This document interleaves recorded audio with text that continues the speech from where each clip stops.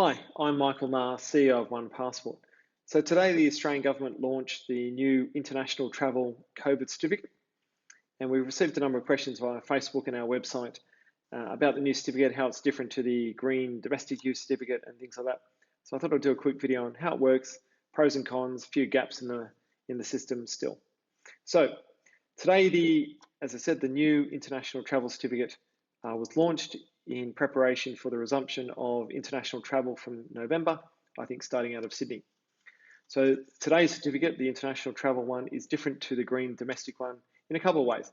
Starters, it's part of a global system that's being managed by what's called ICAO, the International Civil Aviation Organization, ICAO.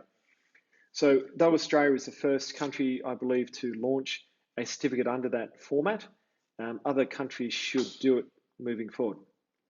So it means that we can create it and send people overseas, and because it has a proprietary QR code on it, which has a proprietary QR code reader, they can arrive in Singapore or London, and immigration there will actually have a reader which can actually read this certificate.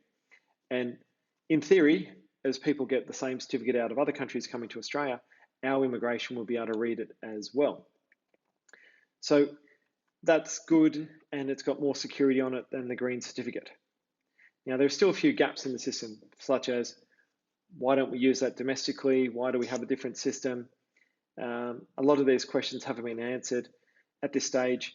The international certificate system is probably only designed for very specific user case of international travel, not even domestic travel, let alone using it to check in at the MCG or at a pub or a restaurant if you go out for dinner. So it means that we're going to have for a while now, probably 3, maybe 4 different apps that all do the same thing, just in different situations. So you'll probably have the international certificate for international travel. You'll have the normal green certificate, which you can use for domestic travel, as well as for checking in locations. Qantas has a different international system. They've got the IATA app, which is the International Airline Transport Association app, kind of like ICAO, but slightly different, which they want to connect to ICAO system as well. And then if you work in a regulated industry like where OnePassport supports doctors, lawyers, miners, construction, teachers, etc. And so immunisation information, your vaccinations, is part of a whole other structure. You'll probably need our app as well, which makes it all a bit confusing. So we saw a bit more rationalisation. Unfortunately, the federal government didn't see the need to bring some really smart people from Australia into this. I mean, we've got some really high-tech people in Australia who have got deep knowledge in digital ID systems, in digital health certificates and all that kind of stuff. Maybe if that had been used to a greater extent, we wouldn't have so many siloed apps, which is a bit of a pain. So what are the cons? So at this stage, there isn't much of a solution for what we call the irregulars. They are people in Australia generally who don't have a Medicare account. So as a nation of travellers and migrants, we've got a whole lot of first and second generation people who are still on visas, let alone working holiday, Pacific Labour Scheme, international students, a whole range of people who don't fall under Medicare, therefore they don't have an AIR account, Australian Immunisation Register. Therefore, they can't easily pull down the COVID certificate from AIR to use in those different situations. So that's a bit of a gap which the federal government needs to fill in. Another gap is that the federal government has said that once COVID moves from this pandemic stage into something we're living with like the flu, they're going to cut off a lot of this access.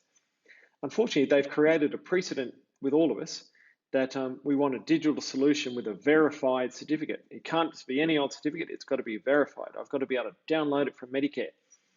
And so if they turn that off and it all becomes a bit harder for organisations to verify stuff, there's going to be a bit of a pushback because people now expect digital and verified.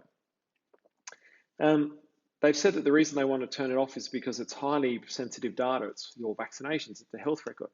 I understand if it was your full health record, that's pretty private, but it's have you got a Hep A, Hep B, COVID, flu shots, etc. To me, the police check system is a lot more private than your vaccinations. Yet we have a system there where it's called a public-private partnership. The government provides the National Criminal Convictions Database system, the source of truth.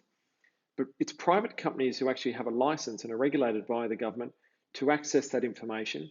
When Joe Bloggs walks up and says, can I have a police check? Can I have a working with children check? I think that's a lot more private than if I've had a vaccination or not.